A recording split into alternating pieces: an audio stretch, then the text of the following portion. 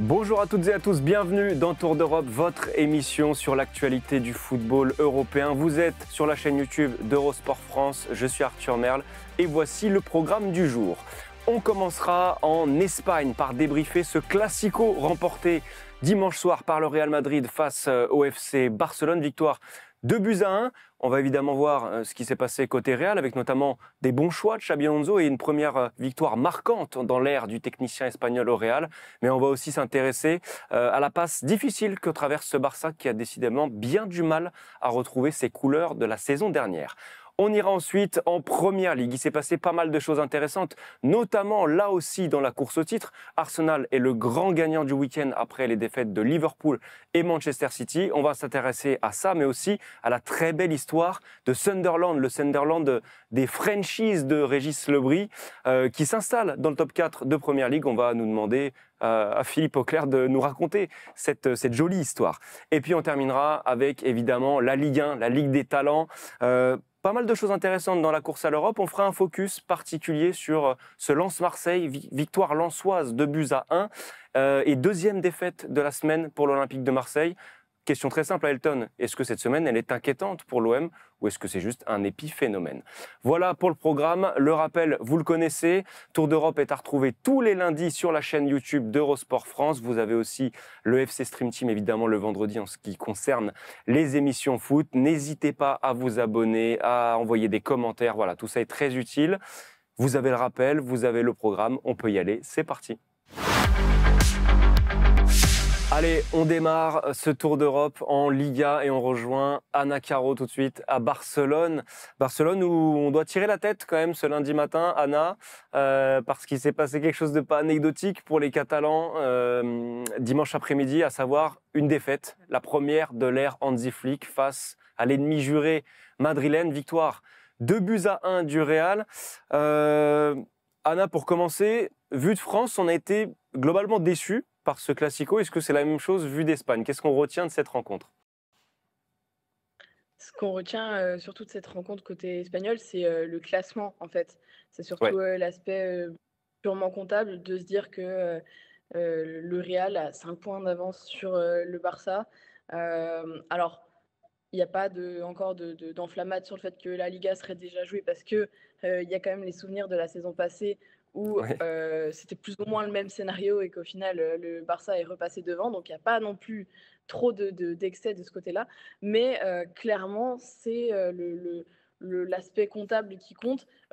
Les observateurs ont du mal un peu à dire que c'était un «mauvais classico» entre guillemets parce que, bah, voilà, ça reste l'affiche, du championnat, espagnol, donc c'est difficile de critiquer quand même ce qui se fait normalement de mieux dans son pays.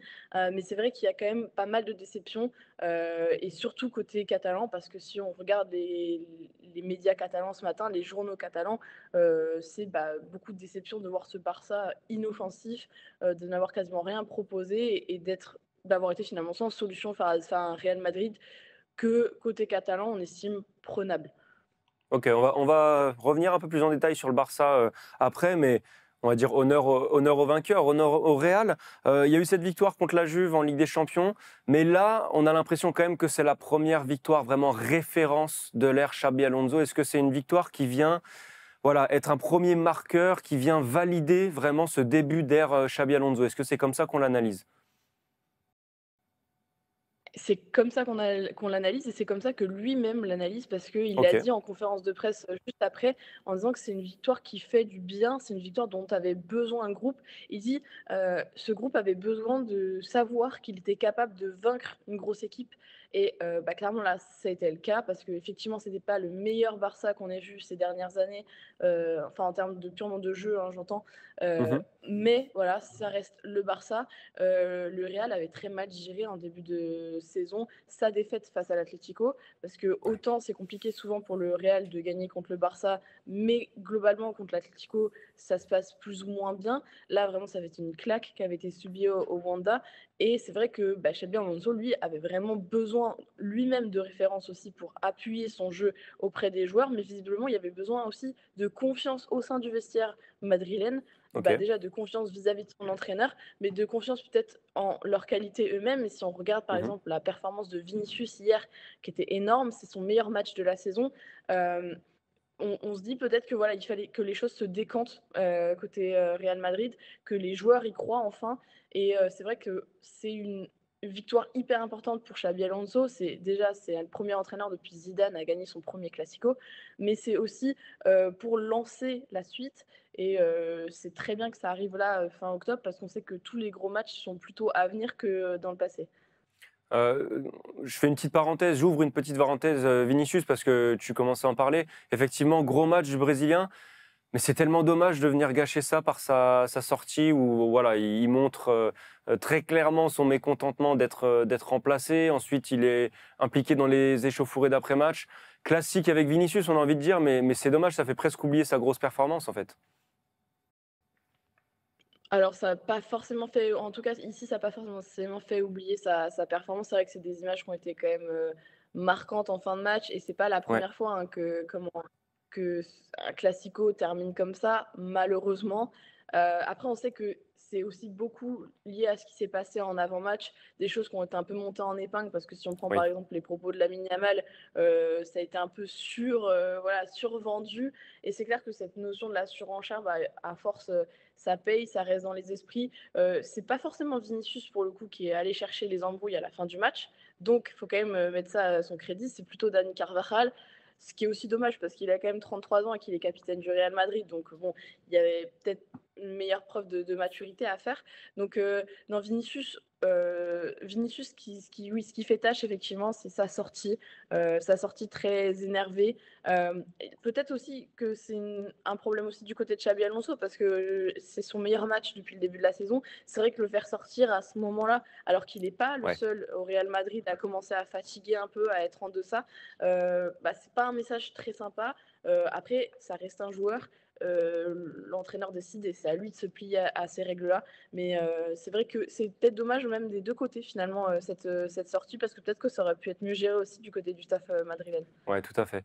Euh, Anna, on va se permettre de zapper, entre guillemets, Kylian Mbappé, qui nous habitue tellement à l'excellence qu'on en a déjà beaucoup parlé depuis le début de saison dans Tour d'Europe sur le site. Excellent match du Français, buteur, des buts refusés, bref, il était partout.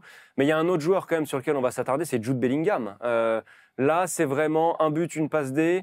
C'est la preuve qu'il est définitivement de retour dans ce 11 du Real. Il y a eu son après-blessure un peu délicate à gérer, en tout cas son retour progressif. Là, c'est un vrai message envoyé par l'Anglais qui était déjà buteur en plus en C1.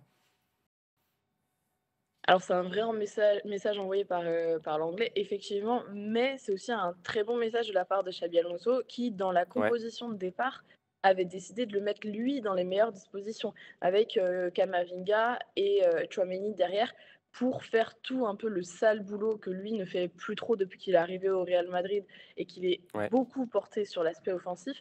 Et bah, c'est un coaching hyper gagnant pour Xabi Alonso parce qu'avec ce système-là, où en fait il a énormément assuré derrière, et donc défensivement, il a permis à Jude Bellingham de retrouver un peu le Jude Bellingham qu'il était avant. Mais finalement, on n'est pas vraiment surpris parce que, comme tu l'as dit, il revient d'une blessure à l'épaule et lui-même avait dit sur ses premiers matchs avec le Real qu'il savait qu'il n'était pas forcément super bon et qu'il n'était pas non plus à 100%, qu'il avait besoin de revenir à 100%.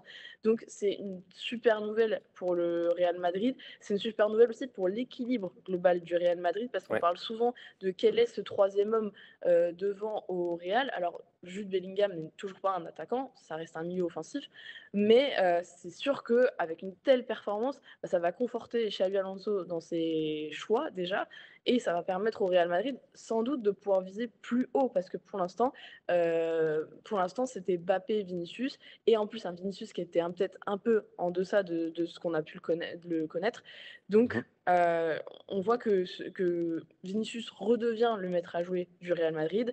Et c'est sûr que là, on arrive fin octobre, il va normalement faire que progresser et encore plus maintenant que Xabi Alonso semble avoir trouvé son système tactique qui lui correspond. Bon, on va ouvrir le chapitre FC Barcelone quand même, Anna. Euh, 3 défaites sur les 5 derniers matchs pour le Barça. Barça qui avait déjà été battu par le PSG, qui là perd de nouveau contre un gros poisson. Qu'est-ce qui se passe pour cette formation qui a vraiment du mal en fait à réafficher ce visage tellement emballant la saison dernière? On se pose un peu les mêmes questions chaque semaine finalement parce que c'est vrai que Oui, c'est vrai. presque c'est presque les mêmes problèmes qui apparaissent.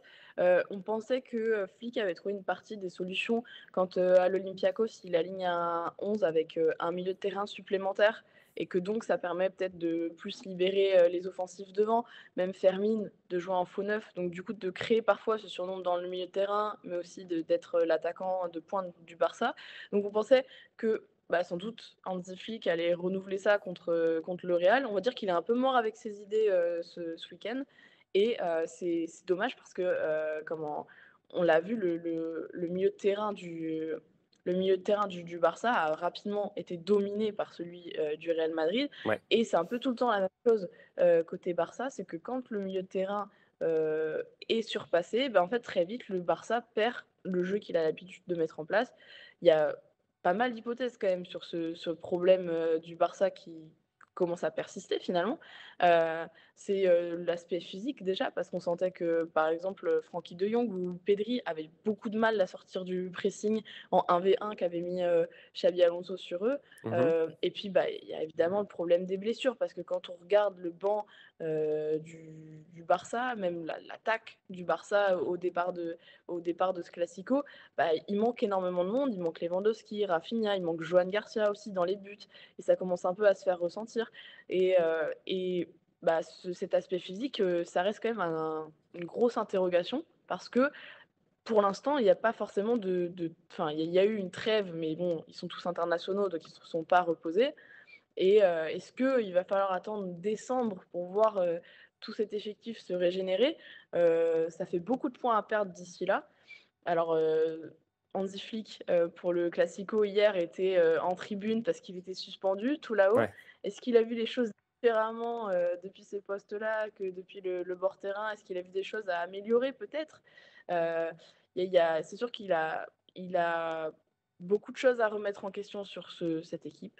Mais est-ce qu'il a beaucoup de solutions? C'est moins sûr parce que, bah, voilà, il a toujours un effectif qui est très restreint. Et quand on voit par exemple que Rooney Bargy rentre à la fin du match, il paraît un peu impressionné de jouer dans un classico. Ouais. Et c'est vrai que c'est pas forcément son rôle à lui de devoir voilà, faire la différence dans un classico qui était clairement, enfin, on était sur un Barça clairement inoffensif, hein. À la fin, Marcus Sorg, l'adjoint de Flick, a même dit en conférence de presse: «On a fini le match avec 2 défenseurs et on n'arrivait quand même pas à se créer des actions». Donc voilà, Ouais. ça dit quand même beaucoup de ce Barça-là, qui doit faire beaucoup, beaucoup mieux. Heu, pour le coup, le point positif là du Barça, c'est que ça arrive assez tôt, cette crise. Il y avait eu plus ou moins la même, en novembre-décembre, l'année dernière, et ça s'était plutôt bien fini pour le Barça. Donc Flick peut peut-être trouver les clés pour solutionner ce mauvais enchaînement. Il y a une clé quand même pour ouvrir beaucoup de portes au Barça, elle s'appelle Lamine Yamal généralement. Là, Hansi Flick, depuis ses tribunes, il a dû voir comme nous, à savoir pas grand-chose de Yamal. Est-ce que c'est un sujet? Est-ce qu'on est plus dur avec lui par rapport à ces petites déclarations qu'il y avait eu avant match? Est-ce qu'on est plus clément avec lui parce que bah, il est très jeune et qu'il a été finalement aussi blessé en début de saison un petit moment? Voilà, comment est-ce qu'on analyse le cas Yamal en Catalogne? Ah, en Catalogne, il y a quand même globalement de la bienveillance parce que Ok, on rappelle qu'il a 18 ans et qu'effectivement il revient d'une blessure au pubis et qu'il n'était pas à 100. Et c'est d'ailleurs ce que dit, Marcus Sorg après en conférence de presse. C'est, déjà, voilà, il revient de blessure, donc lui il est pas à 100. Il dit aussi que très certainement les sifflets et tous les chants qui étaient contre lui au stade, ça a dû le marquer parce qu'il voilà, il rappelle aussi le fait que, bah, à 18 ans, on n'est pas forcément prêt à vivre tout ça. Heu, alors après, c'est des choses que effectivement lui-même a «provoquées» entre guillemets, parce que bon, mhm, quand il poste certaines stories Instagram, quand il dit certaines choses dans la presse, évidemment, ça finit par lui revenir aux oreilles. C'est pas la première fois que ça lui arrive, parce qu'on se rappelle que contre le PSG, le match qui est aussi perdu cette saison, il avait aussi, un peu teasé son match et cetera sur Instagram. Ça n'était pas forcément bien fini pour lui. Est-ce qu'il va arrêter ça pour autant? Je suis absolument pas convaincue de ça, parce que je pense ouais. que ça fait partie du personnage, mais peut-être lui-même de sa motivation personnelle, en fait, tout simplement. Heu, Après, c'est des choses que lui, il doit apprendre à gérer. Et là, sur l'aspect même du jeu, au-delà du fait qu'il était vraiment très en deçà de ce qu'on a pu connaître, il a eu très peu de ballons, Lamine Yamal sur le match. Le Barça a très, très peu attaqué sur l'ensemble de la partie, donc effectivement, il a eu très peu de ballons à se mettre sous la dent. On l'a vu plus dans le pressing, défensif, revenir à aider les copains derrière que, devant. Donc bon, ça reste un non-match pour lui. C'est dommage parce que c'est pas la première fois que ça arrive cette saison dans un gros match, mais il en tout cas en Catalogne, on lui trouve pas mal de circonstances atténuantes. Va juste pas falloir que ça dure trop longtemps parce qu'effectivement, à force, les gens vont un peu en avoir marre qu'ils s'amusent à chambrer sur les réseaux sociaux pour ne pas assumer sur le terrain. Parce que jusqu'ici, c'était un peu l'inverse. Il chambrait sur le terrain, il chambrait sur les réseaux, mais il assumait derrière. Là, c'est vrai que c'est plus trop le cas cette saison. Est-ce qu'il n'y a pas aussi des précautions physiques à prendre du côté du staff de ne Ouais. pas le faire enchaîner autant alors qu'il a 18 ans? Voilà, ça, c'est des questions qu'il va falloir se poser. Et puis, bah, peut-être que, comme dit Marcus Sorg, il revient d'une blessure, donc peut-être qu'il faudra aussi le reposer. Dans tous les cas, ça reste un apprentissage pour lui parce que bah, même si c'est déjà sa troisième saison en professionnel, il a 18 ans. Ouais, faut pas l'oublier effectivement. Bon, en tout cas, on suivra ce FC Barcelone évidemment. Il y aura notamment le retour de la Ligue des Champions très prochainement. On te retrouvera lundi prochain dans Tour d'Europe. Anna, merci pour ce gros débrief du Classico. Nous, on va prendre la direction de l'Angleterre et rejoindre Philippe Auclair. Salut Anna. Allez, on traverse la Manche et on rejoint Philippe Auclair pour nous parler de ce qui s'est passé ce week-end en Première Ligue. Et il s'en est passé des choses, Philippe. Salut à toi, j'espère que tu as passé un Salut. bon week-end. J'en doute pas parce que, voilà, comme on vient de le dire, il a été intense en Première Ligue. On va partager ce temps avec toi en deux moments. La course au titre d'abord, ensuite on reviendra sur Sunderland, comme on le disait en introduction. Et donc cette Ouais. course au titre qui a peut-être connu un premier moment de bascule important ce week-end, parce que d'un côté, Liverpool a encore perdu, 4e défaite de Ouais. suite pour les Reds. Manchester City a rechuté, première défaite depuis fin août, si je ne m'abuse, pour les Citizens. Et puis de l'autre, Arsenal qui s'est imposé contre Palace. Revenons d'abord sur les grands perdants du week-end, Philippe. Liverpool, City, qui laissent des plumes en route. Et tu peux ajouter Chelsea à Oui. la liste, mais c'est surtout bien évidemment du côté de Manchester City et de Liverpool. Peut-être beaucoup plus surprenant du côté de Manchester City parce qu'on sentait un vrai mieux chez Manchester City ces dernières semaines avec une équipe qui joue un football beaucoup plus délié, Ouais. plus solide également. Et puis là, ils sont tombés sur une équipe d'Aston Villa qui revient, qui sortait elle aussi d'une période particulièrement compliquée, hein, puisque même on craignait pour Unai Emery à un moment. Puis Ouais. là, ils viennent d'aligner donc 2 victoires consécutives, une sur Tottenham et puis donc l'autre sur Manchester City. Un but absolument magnifique au passage, tu as vu, de Matty Cash, hein, qui Ouais. est absolument superbe, Magnifique. absolument rien que Donnarumma peut faire sur la chose. Mais ils ont eu le ballon, mais ils n'ont pas pu s'en servir comme ils savent le faire d'habitude, et du coup, ils sont tombés. Et ça, c'était une surprise. Par contre, du côté de Liverpool, je dirais que c'était moins une surprise, dans la mesure où ce à quoi on a assisté contre Brentford et ce à quoi on assiste pratiquement depuis le début de saison, à savoir une équipe de Liverpool qui, défensivement, est complètement à la rue. Il n'y a pas d'autre mot, tu m'excuses l'expression, mais franchement, ce qu'on a encore vu face à Brentford, qui n'est pas Ouais. le Brentford en plus de Thomas Frank, c'est plus le Brentford d'Ivan Toney, de Brian Bomo et tout ça. Il y a eu beaucoup de départs. C'est Keith Andrews qui est maintenant qui a la charge du club de Londres, s'en tire bien, mais c'est plus la terreur que c'était, si tu veux, il y a encore 2 ans. Mais là, il n'y a rien à dire, le résultat est totalement mérité. Et on a encore vu une équipe de Liverpool extraordinairement fébrile en défense. On a vu une équipe de Liverpool dans laquelle il y avait de nouveau Mo Salah au passage, parce que tu as dû Oui. remarquer que il y avait Sur le banc. il se passe des choses. Ouais, il se passe des choses autour de Mo Salah, notamment sa place sur le banc à Francfort en Ligue des Champions, où ça s'était très très bien passé pour Liverpool. Et en fait, ce qu'on sait maintenant, ce qu'on a vu à Bradford, c'est que ce qui s'est passé à Francfort, c'est que Liverpool était tombé sur une équipe qui avait une défense encore plus fragile que la leur. Et que c'était donc une exception. Ce n'était pas un signe que Liverpool revenait. Non, les problèmes sont toujours les mêmes, à savoir inefficacité devant. On se crée des occasions, mais on ne les concrétise pas. On n'a pas encore trouvé la bonne formule pour avoir tous ces nouveaux joueurs être alignés ensemble en attaque et puis de l'autre côté en défense. Ça ne fonctionne pas. Et ce qui ne fonctionne pas en particulier, une fois de plus, c'est la paire Van Dijk-Konaté, et qui est franchement, une fois de plus, à la faute sur ce que fait Brentford. Et ça devient, là, ça commence à devenir très compliqué. Et quand tu vois le classement, tu te dis, OK, septième, c'est pas grand-chose, mais déjà 7 points de retard sur Arsenal. Ouais, Et puis surtout, ouais. il y a des équipes qui passent devant, et il y en a de plus en plus qui passent devant. Et en fait, ils sont maintenant. Tu vois, je te parlais de Unai Emery qui était en difficulté, on se posait même des questions sur son avenir.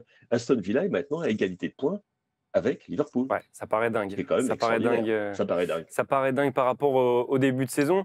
Effectivement, là, on est sur un top 4 assez improbable. En Première Ligue, on reviendra justement sur Sunderland dans quelques instants. Tu parlais de bonnes formules que Liverpool a du mal à trouver. C'est pas du tout un souci pour Arsenal, qui a sa formule. Elle est claire, elle est identifiée. Les Gunners se sont imposés 1-0 contre Palace. Avec ce qu'on voit d'eux d'habitude, je crois qu'il y a 3 tirs cadrés. Il y a à peu près un expected goal pour un but, une défense de fer. Ça roule vraiment très très bien pour ces Gunners de Mikel Arteta. Ouais, même si la performance n'était pas à la hauteur, mais la performance était aussi le reflet de la qualité de l'adversaire. Crystal Bien Palace est sûr, super coriace, on le sait. C'est une excellente équipe. Quand tu as un Mateta devant, de toute façon, tu sais que tu auras des problèmes parce que Ouais. il est difficile à bouger, hein, le Jean-Charles. Et puis, c'est une équipe très, très bien organisée, très agressive sur le ballon. Et pendant assez longtemps, cette équipe d'Arsenal a frappé à la porte, mais personne ne voulait le laisser entrer. Et la délivrance est venue une nouvelle fois sur un coup de pied arrêté, mais bon, un petit peu différemment cette fois-ci. Ce n'était pas un coup de tête de Gabriel ou un coup franc de Declan Rice. En l'occurrence, on a vu en deuxième phase, en l'occurrence, Eberechi Eze faire une reprise acrobatique. C'est un geste, d'ailleurs, je ne sais pas si on a un mot pour décrire cette espèce de reprise où tu te lances comme ça en l'air, tu sautes et dans le même temps, tu fais une espèce de bicyclette, un petit peu à la Paolo Di Canio. C'est un peu zlatanesque au ski. Ouais. Absolument, tu as raison. C'était assez zlatanesque, c'était magnifique et il y avait absolument rien que Palace puisse faire pour empêcher cette frappe de terminer dans le filet. Et ensuite, deuxième mi-temps, parfois un petit peu nerveuse, quelques petites alertes avec la sortie de Saliba à la mi-temps, la sortie de Declan Rice un peu plus tard. On va faire un aveu, il est assez tôt ce lundi matin, donc on n'a pas encore d'informations définitives sur la gravité ou pas des petits problèmes que peuvent connaître Saliba et Rice. Mais l'essentiel a été préservé. Et Arsenal, une fois de plus, sort vainqueur, 1-0, 4 points d'avance au classement. Et le seul bémol pour moi reste le fait que Mikel Arteta, si jamais il pense à ce qui s'est passé il y a quelques semaines de ça, quelques mois maintenant de cela, il va se dire on a quand même loupé une belle occasion de faire un break encore plus net lorsqu'on est allé à Anfield, qu'on a joué cette équipe de Liverpool extraordinairement fébrile et qu'on n'en a pas tiré avantage et qu'en fait, c'est là qu'Arsenal a concédé sa seule défaite de la saison jusqu'à présent avec ce coup franc de Dominic Szoboszlai. Mais pour tout le reste, ça rigole. Du côté des Gunners, ils font plus que jamais figure de favoris pour le titre. Je sais, ça paraît dingue de dire ça. On a joué que 9 matchs. C'est exactement ce que je voulais te demander, Philippe. Est-ce qu'on est en droit? On est fin octobre, comme tu le dis, on a joué que 9 matchs, mais est-ce qu'on est en droit par rapport à ce qu'on voit d'Arsenal, mais aussi par rapport à ce qu'on voit de la concurrence, de s'emballer dès maintenant pour les Gunners? Écoute, quand tu concèdes 3 buts en 9 matchs, c'est fou. Que tu as quand même la deuxième meilleure attaque du championnat, que tu as un effectif que tu as renforcé en dépensant quand même 280 millions d'euros net l'été dernier, que justement là, au contraire de Liverpool, la mayonnaise avec les nouveaux joueurs a pris. Et une des choses, je pense, les plus encourageantes pour Mikel Arteta hier, c'était la performance de Victor Gyökeres. Il n'a pas marqué, mais alors là, le boulot qu'il a abattu à la pointe de l'équipe d'Arsenal, ça c'est nouveau. Ils n'avaient pas d'avant-centre de point de fixation comme celui-là, qui leur permet d'allonger le jeu en plus de cela lorsque la situation est un petit peu compliquée. Autrefois, Arsenal essayait de s'en sortir, tu vois, dans son propre camp, avec des passes en triangle et tout ça, et c'était assez dangereux, parce que tu pouvais perdre le ballon dans tes 30 mètres. Là, si jamais il y a un problème, c'est pas compliqué, tu balances à Victor et Victor s'en occupe. Et il permet comme ça à ses... Et il l'a fait de manière absolument remarquable, et encore une fois, face à un très très bon Crystal Palace. Donc oui, il y a tout ce qu'il faut, et il y a une richesse, un effectif, une richesse qui est telle que on ne se rend même pas compte, ou même plus compte, du fait que tu as toujours des blessés comme Kai Havertz et Martin Odegaard. qui, a priori, seraient des titulaires dans cette équipe d'Arsenal. Absolument. Et que tu te dis, OK, bah, si les autres, Gabriel Martinelli, qui est excellent depuis le début de saison, bah, il était sur le banc. Lewis Skelly, qui est maintenant l'arrière-gauche, ou qui était l'arrière-gauche de l'équipe d'Angleterre, bah, il est maintenant sur le banc, remplaçant derrière Riccardo Calafiori. C'est-à-dire que chaque poste est doublé. Ouais, il y a Et, de la ressource. et quand tu regardes les autres équipes, il n'y en a aucune qui est ça. Il n'y a pas Liverpool, pas encore. Ça va prendre du temps. La seule, c'est marrant de dire ça, mais en ce moment, mais la seule équipe en ce moment qui soit dans la même dynamique, mis à part les deux petits, on avait déjà parlé de Bournemouth, on va parler de Sunderland. La seule autre équipe qui est dans cette dynamique actuellement, incroyablement, c'est Manchester United. Où les choses commencent à se mettre en place. Ça a mis un an, mais ça vient. Et du coup, Arsenal est évidemment fait figure de favori parce que, en raison de leur propre qualité et en raison justement du manque de qualité, du manque de cohésion et du manque de profondeur de banc de ses adversaires directs. Bon, au milieu de ces dynamiques surprenantes, on a parlé de Liverpool, on parlait de Manchester United. Il y a celle de Sunderland, qu'on n'attendait pas là à ce moment-là de la saison, on va être très honnête. Le promu Sunderland, entraîné par Régis Lebris et ses Frenchies. On rappelle que Régis Lebris avait fait monter Sunderland dès sa première saison sur le banc des Black Cats. Là, on a un Sunderland dans le top 4. Philippe, raconte-nous cette belle histoire, tout simplement. Alors, au départ, on se disait, vu la ferveur du public de Sunderland, pour eux, la survie va se jouer à la maison. Au départ, c'était comme ça. On partait pour ça. On dit, c'est pas impossible, mais généralement, tu prends les 3 promus des saisons précédentes. Généralement, tu sais, c'est l'ascenseur immédiat. Hein. Tu montes au premier étage et tu redescends au sous-sol, dans certains cas. Et en l'occurrence, dans le cas de Sunderland, ils ont donné le ton immédiatement. Alors, ils ont eu un avantage, c'est que leur calendrier n'a pas nécessairement été le plus difficile qui soit pour un promu. Ils ont commencé par une victoire contre Brentford, mais Brentford, je répète encore une fois, c'était le nouveau Brentford de Keith Andrews. Ouais. Ensuite, ils ont fait alors là un match nul de très bonne facture à Crystal Palace. Ils ont fait match nul à la maison contre Aston Villa qui n'allait pas bien à l'époque. Ensuite, ils sont allés à Nottingham Forest. Bon, Nottingham Forest, n'en parlons pas, c'est une catastrophe. Et ils ont gagné. Ils ont ensuite joué contre Manchester United, ils ont perdu, c'était assez logique. Ils ont joué ensuite contre les Wolves, et les Wolves, ça va très très mal. Et puis là par contre, c'est un énorme coup. Ils vont à Stamford Bridge et ils battent Chelsea. Avec un brin de chance, peut-être qu'avec un peu plus de réussite, Chelsea aurait pu partager les points, voire l'emporter. Mais cette équipe ne lâche jamais. C'est totalement dans la lignée de ce qu'on avait vu d'eux en Championship, où ça avait super bien commencé pour Régis Lebris. Et où ils avaient les 2 premiers mois avaient été fantastiques, et puis ça avait été un peu plus compliqué, mais ils étaient revenus et ils s'étaient bagarrés dans les barrages. Et Dieu sait que les barrages, c'est un parcours du combattant incroyable. Et ils avaient remporté ces barrages en battant Sheffield United, à la force du poignet. Et ce sont des bagarreurs incroyables. Et tu vois, d'ailleurs, ça se sent dans la connexion avec le public du Stadium of Light est extraordinaire. Je sais qu'il y a souvent des gens qui vont nous écouter, vont dire j'aimerais bien aller voir un match de Première Ligue, mais je ne peux pas aller à Arsenal parce que c'est tout le temps sold out. Ben, allez au Stadium of Light si vous pouvez trouver une place, parce qu'en ce moment c'est cher. C'est pas cher justement, et vous verrez ce que c'est qu'une ambiance à l'anglaise. C'est absolument phénoménal. Et il l'a fait à sa manière, hein, le Régis, c'est-à-dire que il n'est pas là à se frapper la poitrine en se disant c'est moi le plus beau, c'est moi le plus fort. Il travaille dans la discrétion, il travaille dans le sérieux, la discipline. Ben, c'est remarquable. Je pense que ça mérite un coup de chapeau parce qu'il y a tellement peu d'entraîneurs français qui s'exilent de nos jours. Tu penses qu'il y a Patrick Vieira qui est à Genoa et ça ne va pas bien, à moins qu'on puisse dire. Mais sinon, les entraîneurs français, soit on n'en veut plus, soit ils hésitent à aller dans des pays dont ils ne parlent pas la langue. Et Lebris, il a fait ça. Il a décidé, moi je plonge, je vais avec un club de Championship qui n'a pas été en Première Ligue depuis 6 saisons à l'époque. 6 ou 7 saisons.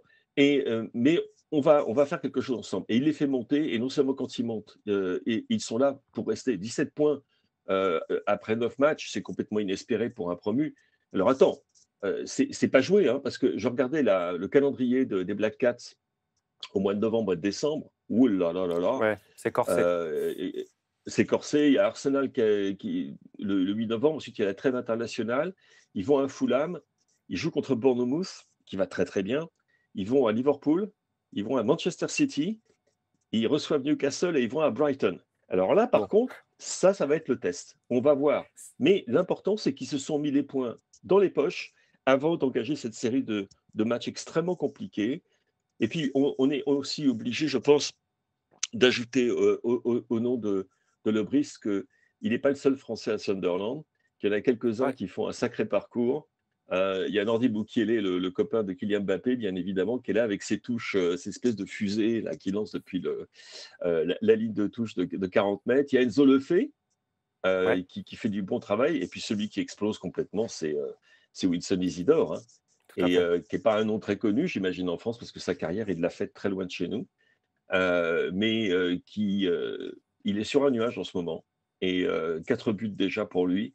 Et donc, le Sunderland à la sauce française, ça marche. Et encore une fois, grand coup de chapeau à cet entraîneur français qui a eu le courage de s'expatrier pour essayer quelque chose pour aller au haut niveau, mais pas par le chemin le plus facile.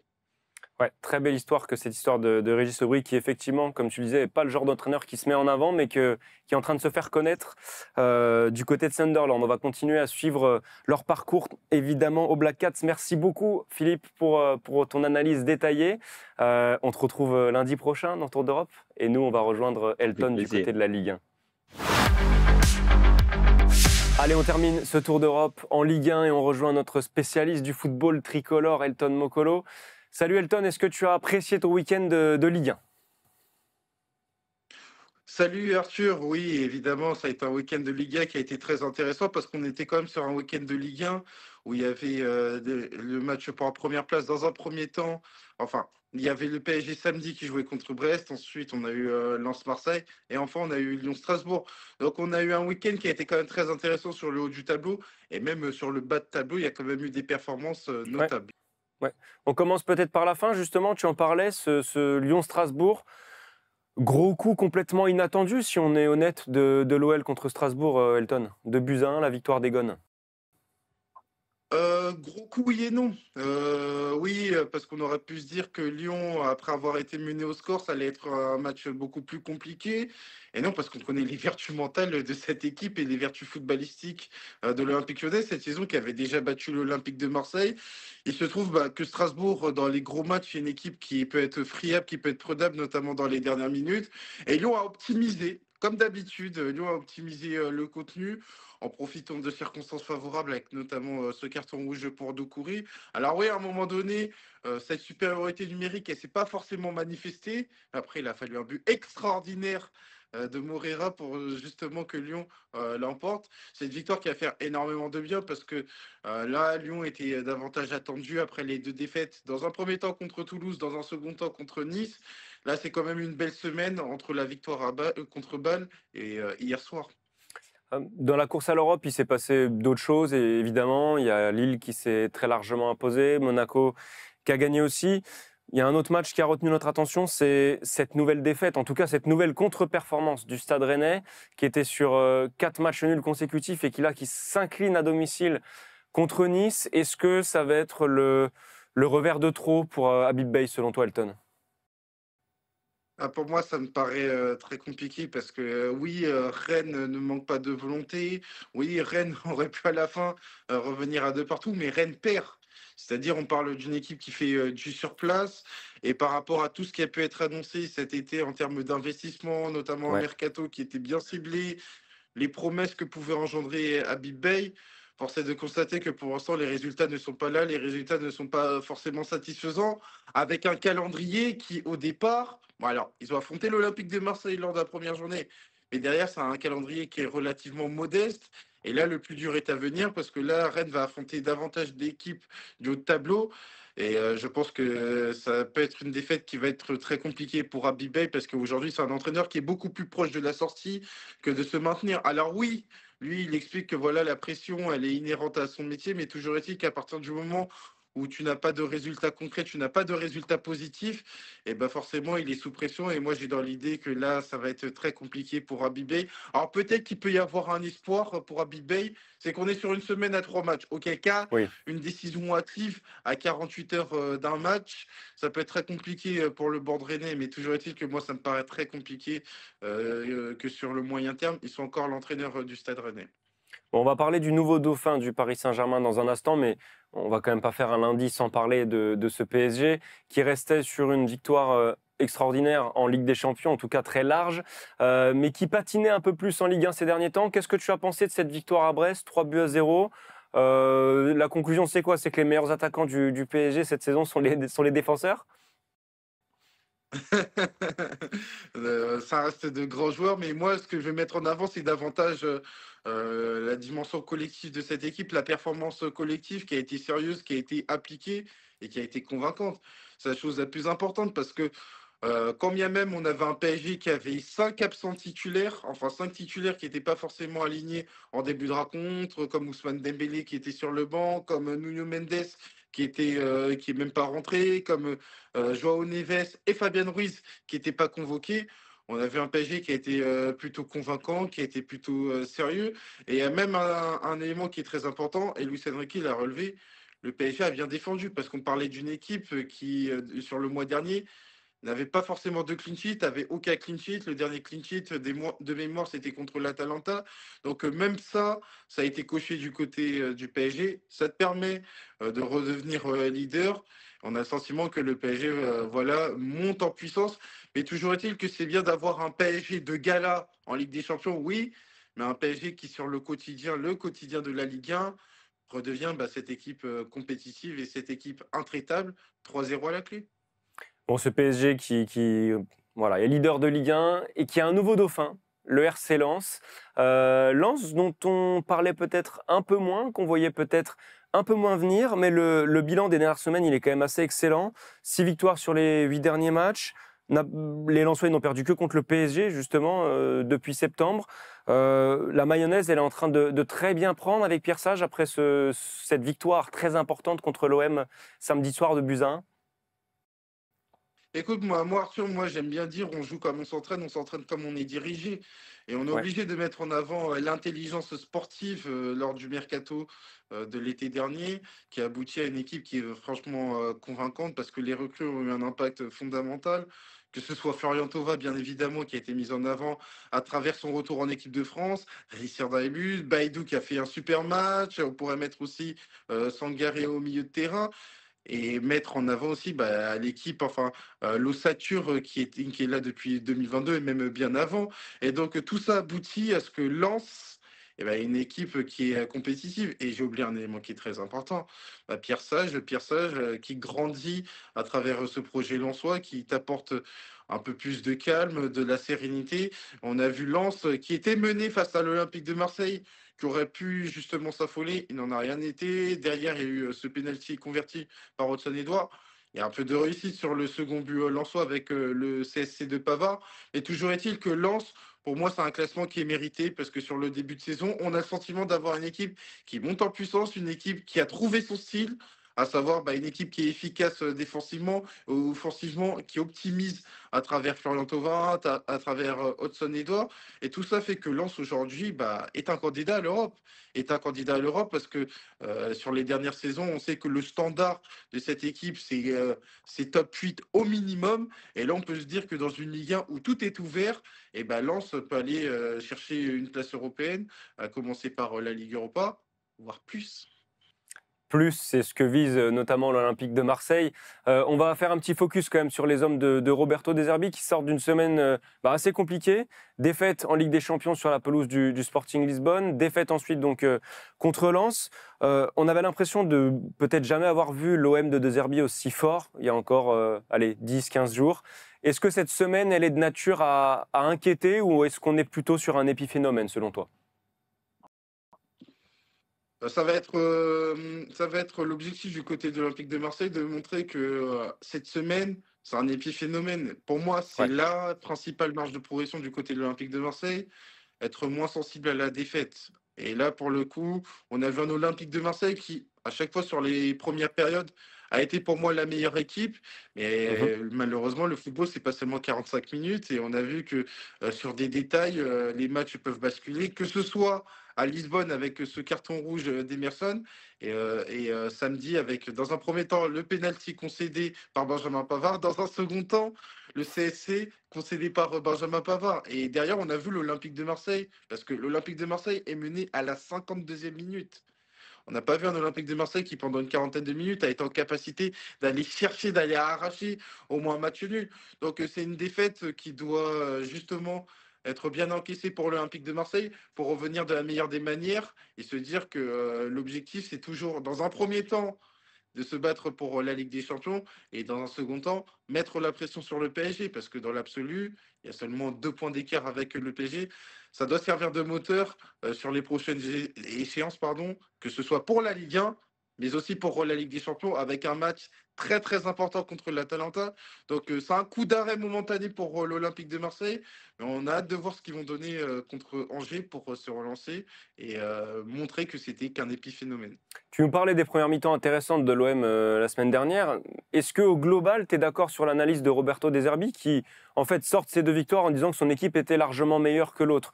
Ou est-ce qu'on est sur un léger manque, j'allais dire, d'humilité? On ne va pas taper sur l'italien, mais dans cette idée-là. Attention à l'autosatisfaction. Attention à Ouais, l'autosatisfaction pour Roberto De Zerbi, de se dire que son équipe était supérieure. Parce que la supériorité, on l'a vu, oui. Mais attention, le football, il est tellement complexe que il y a aussi des choses à gérer, comme des temps faibles, des détails qui ne sont pas forcément en ta faveur. Et on ne peut pas se dire que du côté de l'Olympique de Marseille, il faut que les planètes soient toutes alignées pour voir Marseille gagner un match. Parce que il peut arriver qu'une équipe ne soit pas forcément bien sur une première période et réagisse en seconde période. De la même manière, il peut arriver qu'une équipe soit supérieure en première période et passe momentanément à côté sur la seconde bien sûr. période. C'est ce qui arrive à l'Olympique de Marseille. Donc pour moi, du côté de Roberto De Zerbi, je comprends quelque part ce qu'il veut dire. C'est aussi une manière de protéger son groupe, manière de dire que oui, c'est une semaine où il y a quand même de défaites, mais qu'à côté de ça, il y a eu de bonnes choses. Ça, je l'entends. Mais publiquement, attention à l'autosatisfaction parce que parfois, par rapport aux adversaires, ça peut pas, c'est pas forcément une vérité absolue. Parce que, encore une fois, le Sporting, ok, ça a été moyen, mais le Sporting a quand même trouvé les ingrédients pour aller chercher cette victoire. Et Lens n'a pas eu besoin de faire des choses extraordinaires pour aller gagner contre l'Olympique de Marseille. Donc, ça aussi, c'est à prendre en compte dans son analyse au global et pas seulement se dire que parce que l'Olympique de Marseille a pu afficher une supériorité, ça s'est traduit sur la réalité des 2 rencontres, ce qui n'a pas été forcément le cas au tableau d'affichage. Il y a 2 buts pris sur chacune de ces 2 défaites, 2 buts pris aussi lors de la victoire contre le Havre. On a beaucoup parlé des prestations très très très décevantes de Benjamin Pavard. Est-ce qu'il y a un léger signal d'alerte sur la défense alors qu'on se disait, ça y est, l'OM a enfin regagné en stabilité défensive grâce à son mercato d'été? Est-ce qu'il faut faire attention à ce niveau-là? Il faut toujours faire attention, notamment à l'aspect défensif, et ça, Roberto De Zerbi va le prendre en compte sur les prochains matchs à venir. Maintenant, après, il faut ça contextualiser, parce que contre le Havre, il y a un but précoce et un but en fin de match. On a Ouais, évoqué la rencontre à Lisbonne, où voilà, c'est un 11 contre 10 qui reste une situation qui n'est pas forcément facile à négocier. Et hier, c'est l'Olympique de Marseille enfin, plutôt samedi, c'est l'Olympique de Marseille qui s'est un peu sabordé avec cette action du penalty sur une action isolée et ce CSC, un CSC qui est plutôt évitable. Donc pour moi, c'est pas comme si l'Olympique de Marseille avait encaissé des vagues, avait été mise en difficulté défensivement. C'est surtout des périodes ponctuelles où l'Olympique de Marseille peut se montrer ponctuellement fragile. Donc pour moi, c'est une marge de progression pour éviter que ces détails négatifs impactent la feuille de route marseillaise. bon, on va suivre la suite pour l'OM. Effectivement, on aura très vite des réponses à toutes ces questions qu'on se pose puisqu'il y a une journée en milieu de semaine. Merci en tout cas pour ton analyse, Elton. On te retrouve lundi prochain, évidemment, dans Tour d'Europe pour continuer d'analyser notre Ligue des talents qu'on aime tant. À lundi, Elton. Salut.